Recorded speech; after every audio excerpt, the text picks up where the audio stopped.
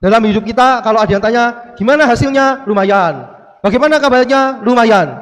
Itu kan sebetulnya menunjukkan keraguan terhadap diri kita. Kalau ada pemilihan calon prodiakon, banyak orang Katolik itu tiba-tiba menjadi rendah hati. Saya merasa tidak layak. DPP juga sama. Bahwa saya merasa tidak layak. Entah itu benar atau basa-basi saya tidak tahu. Tapi itu kan menunjukkan keraguan terhadap diri kita masing-masing. Tetapi berikutnya, seringkali muncul keraguan terhadap orang lain. Ketika dia ditunjuk merasa tidak layak, tidak mampu. Ketika orang lain ada yang mau, itu kemampuannya tidak lebih pandai daripada saya. Itu contoh bagaimana kita meragukan orang lain.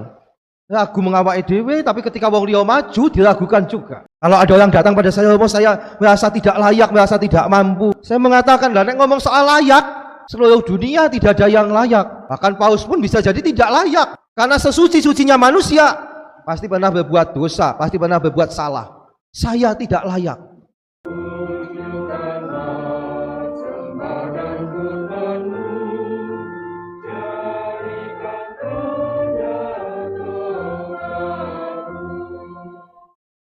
Dalam nama Bapa dan Putra dan Roh Kudus.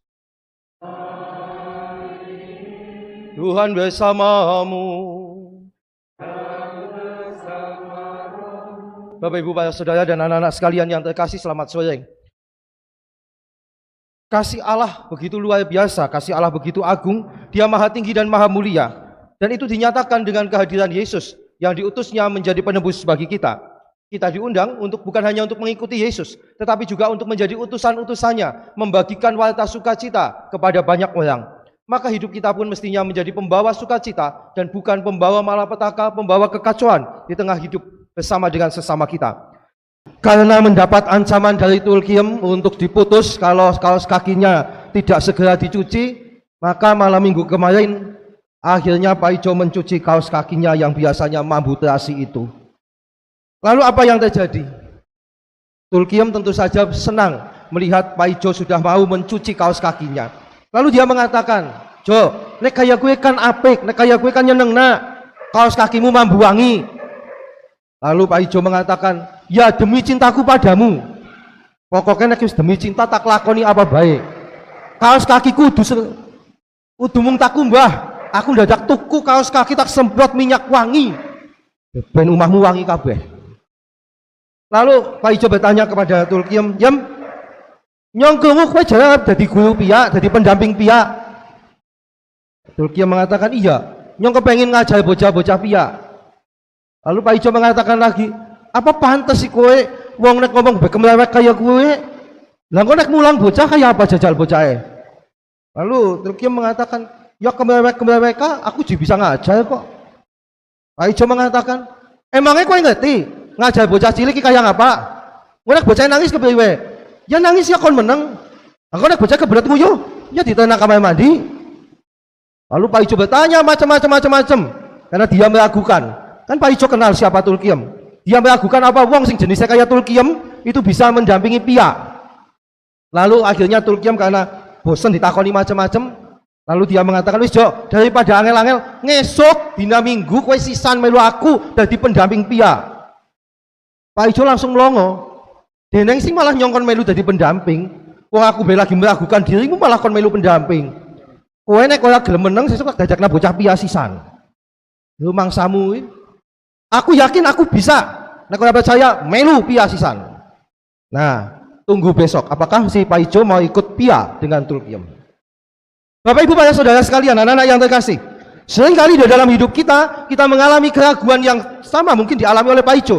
Entah itu keraguan terhadap diri kita maupun juga keraguan terhadap orang lain. Contohnya, keraguan terhadap diri kita. Saya pernah mengatakan, dalam hidup kita kalau ada yang tanya, gimana hasilnya? Lumayan. Bagaimana kabarnya? Lumayan. Itu kan sebetulnya menunjukkan keraguan terhadap diri kita. Contoh yang paling gampang ini. Kalau ada pemilihan calon prodiakon. Wah, itu yang saya katakan banyak orang Katolik itu tiba-tiba menjadi rendah hati. Romo, saya merasa tidak layak. DPP juga sama. Romo, saya merasa tidak layak. Entah itu benar atau basa-basi saya tidak tahu. Tapi itu kan menunjukkan keraguan terhadap dirinya, terhadap diri kita masing-masing. Tetapi berikutnya, seringkali muncul keraguan terhadap orang lain. Saya juga pernah mengatakan itu di sini. Ketika dia ditunjuk merasa tidak layak, tidak mampu, ketika orang lain ada yang mau, dia mengatakan, "Oh, itu apa sih itu? Itu kemampuannya tidak lebih pandai daripada saya." Itu contoh bagaimana kita meragukan orang lain. Hidup kita itu selalu dipenuhi begitu itu. Ragu mengawak dewe, tapi ketika wong liya maju diragukan juga. Saya sering kali menghadapi seperti itu pada saat pencalonan prodiakon atau DPP. Lalu saya ngomong, kalau ada orang datang pada saya, "Oh, saya merasa tidak layak, merasa tidak mampu." Saya mengatakan, "Lah nek ngomong soal layak, seluruh dunia tidak ada yang layak. Bahkan Paus pun bisa jadi tidak layak. Karena sesuci-sucinya manusia pasti pernah berbuat dosa, pasti pernah berbuat salah. Saya tidak layak." Yesus itu mengundang kita ambil bagian dalam pewartaan dan pelayanannya bukan karena kita layak. Nek ngomong soal kelayakan, Yesus sudah tahu bahwa kita tidak ada satupun yang layak. Tapi bukan itu yang diminta Yesus. Yesus itu tidak bertanya, "Apakah kamu layak menjadi pengikutku?" Tidak. Yang Yesus tanyakan, "Maukah kamu?" Pertanyaannya, "Maukah kamu?" "Ya, tapi saya tidak layak." "Maukah kamu?" "Saya tidak layak." "Mau enggak?" Wong pertanyaannya mau apa tidak, kok jawabannya tidak layak. Ya nyambung. Seperti ada seorang frater makan bersama dengan romonya. Lalu romonya tanya, "Frater, makanannya enak enggak?"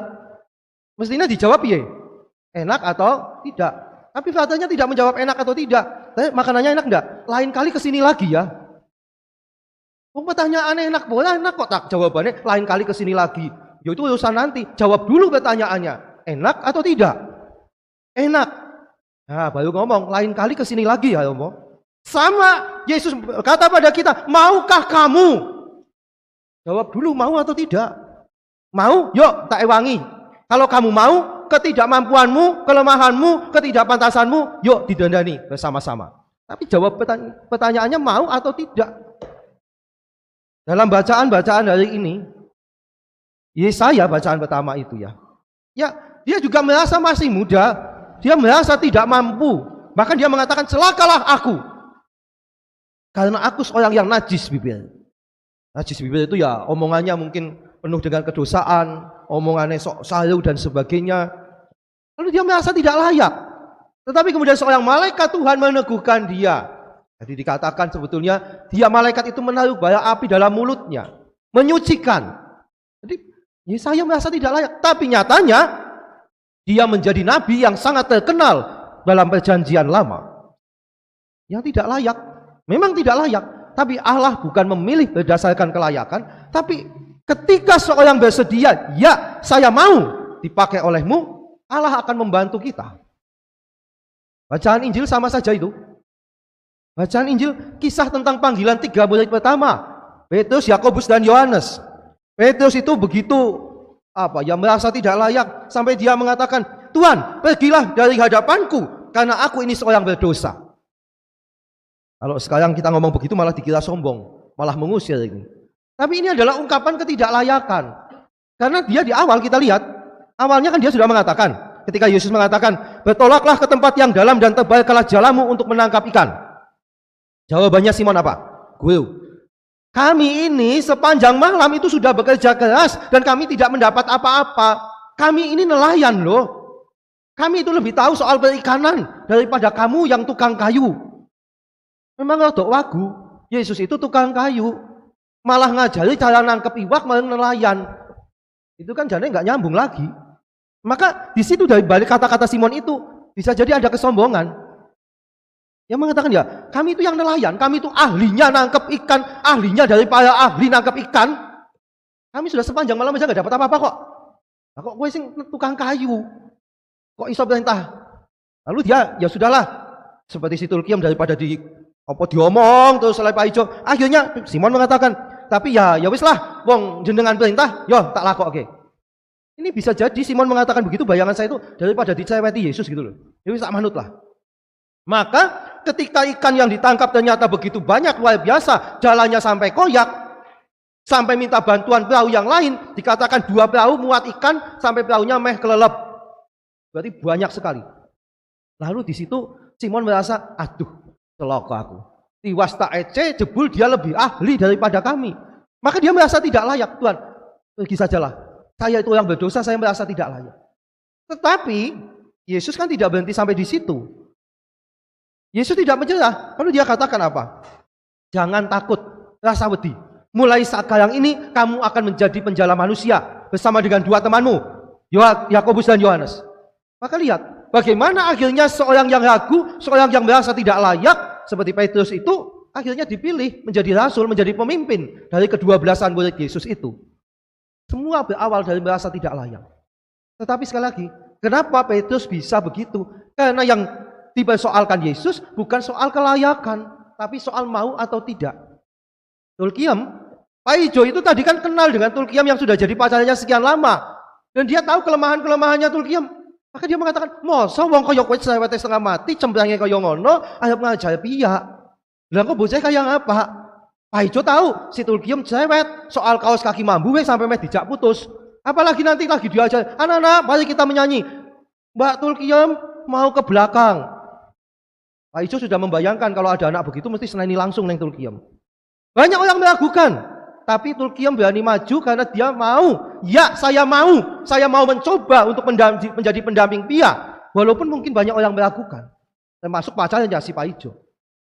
Maka Bapak Ibu Saudara sekalian, anak-anak yang terkasih, panggilan Tuhan bukan pertama-tama soal kelayakan, soal kemampuan, tapi soal kemauan. Maukah kamu menjadi pengikutku? Maukah kamu menjadi utusanku? Hal yang sama disampaikan juga, ditawarkan kepada kita. Maukah kamu membuka mulutmu untuk menyanyi memuji nama Bapakku? Ya, saya mau. Nek wong kebumen kabeh muni, ya saya mau. Gereja soalane ora kalah kalau udan kuwi mau. Tapi kalau ya saya enggak bisa nyanyi. Kalau enggak apa-apa semua enggak bisa nyanyi. Ya tidak akan pernah bisa. Maukah kamu membuka mulutmu untuk memuji Bapakku? Ya, saya mau. Gerejane kebak. Sing nyanyi wong 5 kaya wong 100. Tapi suara saya nada dasarnya kentongan Tuhan. Wong 100 suaranya wong 5 tok dadine. Maukah kamu? Ya Tuhan, saya mau. Saya berharap kita semua nanti akhirnya seperti Nabi Yesaya berani mengatakan, inilah aku, utuslah aku. Yesaya mengatakan inilah aku, utuslah aku dengan segala kesadarannya, dengan dia tahu saya tidak layak, saya terbatas, saya tidak pandai, saya masih muda, gak bisa omong, saya tidak berani berhadapan dengan orang yang lebih senior. Tapi dia mengatakan, inilah aku Tuhan, dengan segala keterbatasanku, dengan segala kelemahanku, inilah aku, utuslah aku. Simon Petrus dan rasul-rasul yang lain juga sama. Tuhan, Engkau mengenal aku. Engkau tahu apa yang ada dalam hatiku. Tapi aku mau menjadi pengikutmu. Aku mau jadi utusanmu. Pakailah aku sebagai alatmu. Semoga kita juga bisa seperti Yesaya, seperti para rasul yang berserah diri kepada Allah, pada Yesus, dengan segala keterbatasan kelemahan kita untuk dipakai sebagai alatnya. Marilah muatakan misteri iman kita.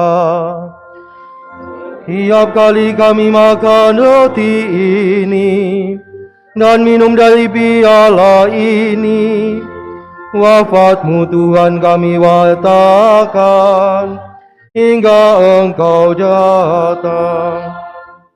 Saya mengulang beberapa pengumuman. Jadi yang tadi berkaitan dengan pengumuman pajak itu titipan pesan dari kantor pajak supaya semua pemuka agama mengingatkan jemaatnya. Saya juga punya NPWP walaupun PTKP. Karena tidak mungkin saya kena pajak, tapi wajib membuat laporan. Sebetulnya dulu saya tidak punya NPWP, tapi karena tanda tangan laporan pajak Kuskupan, yang tanda tangan kudu duwe NPWP, lalu saya buat. Nah, kebaju tekan siki. Kalau saya tidak buat laporan, saya tidak kena pajak sih. Tapi kalau tidak buat laporan, kena denda. Dendanya 1.000. Padahal jane 0 pajak. Saya sudah pernah kena denda masalahnya. Nah lupa, maka silahkan yang punya NPWP ini dilaporkan walaupun tidak kena pajak, penghasilan tidak kena pajak tetap dilaporkan. Yang kedua, tadi sudah diingatkan, hari Jumat tanggal 11 itu adalah hari orang sakit, bukan perayaan sebetulnya ya. Orang sakit kok dirayakan? Itu hari orang sakit sedunia yang didasari pada peristiwa penampakan Bunda Maria di Lourdes sebetulnya. Nanti ada misa jam 4, Jumat tanggal 11 itu misanya bukan jam 6 tapi jam 4. Mereka yang sakit tapi masih bisa berjalan, artinya tidak digotong, itu silakan bergabung. Kalau zamannya Yesus digotong sampai diturunkan dari atap begitu ya. Yang kali ini tidak pakai begitu. Silahkan nanti melalui tanya saja prosesnya bagaimana melalui ketua lingkungan atau stasi. Form pendaftarannya ini bukan pakai Google Form, tapi pakai form biasa. Itu ada pada ketua lingkungan dan stasi. Keterangannya siapa saja yang boleh ikut, siapa yang macam-macam ada di situ. Lalu bagi yang lansia itu 65 tahun ke atas diandaikan begitu, dan yang sakit itu nanti bisa diberi pelayanan sakramen pengurapan orang sakit. Saya kemarin cerita di luar sana, di Pemalang itu pernah terjadi, ada anak muda maju.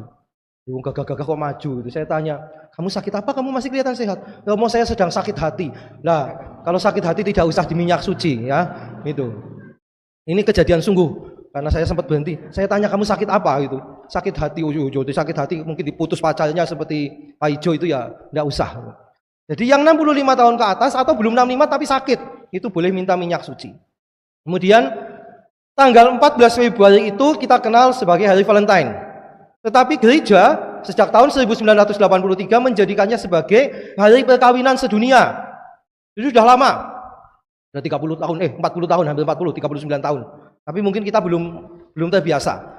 Karena tanggal 14 itu hari Senin, kalau pakai misa ya paling tidak banyak yang datang. Kemungkinannya masih banyak kesibukan kerja dan sebagainya. Maka untuk paroki Kebumen itu diadakan dalam misa hari Minggu jam 7 pagi. Nanti ada Google Form yang beredar untuk pasangan-pasangan. Yang untuk pasangan ini hanya bisa dikirimkan kalau sepasang. Jadi yang jomblo jangan pakai form yang itu. Anak-anak jangan pakai form yang itu, pakai form yang umum saja nanti. Akan ada janji pengulangan, janji pembaruan janji perkawinan. Saya berharap yang daftar itu ya sungguh datang. Malam ini yang daftar 94, tapi ini saya yakin tidak ada yang di sini dan situ sana itu nggak sampai 60. Pastinya lebihnya banyak sekali, maka kelihatan sebetulnya. Ini kalau penuh kan 83 di sini. Ini nggak sampai. Supaya apa? Supaya nanti yang lain bisa masuk. Karena kalau sudah daftar tapi nggak datang, itu bukan dosanya pada saya, tapi berarti menghalangi yang lain yang harusnya mau ikut, tapi karena penuh lalu nggak bisa masuk. Ternyata yang sudah bisa daftar malah nggak datang. Maka sekali lagi, untuk yang tanggal 13 apalagi sangat terbatas tempatnya, mohon diperhatikan itu. Saya kira itu beberapa hal yang perlu kita perhatikan. Sekali lagi saya mengajak kita semua untuk bersedia dipakai sebagai alat-alat Tuhan. Perpanjangan tangan Tuhan, berbagi berkat Tuhan.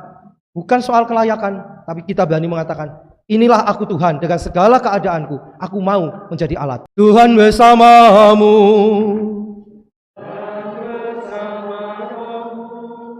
Allah yang Maha Kuasa senantiasa membimbing, melindungi, memberkati kita, keluarga kita, dan semua orang yang berkehendak baik. Bapa dan Putra dan Roh Kudus. Saudara sekalian, pergilah, perayaan syukur kita sudah selesai.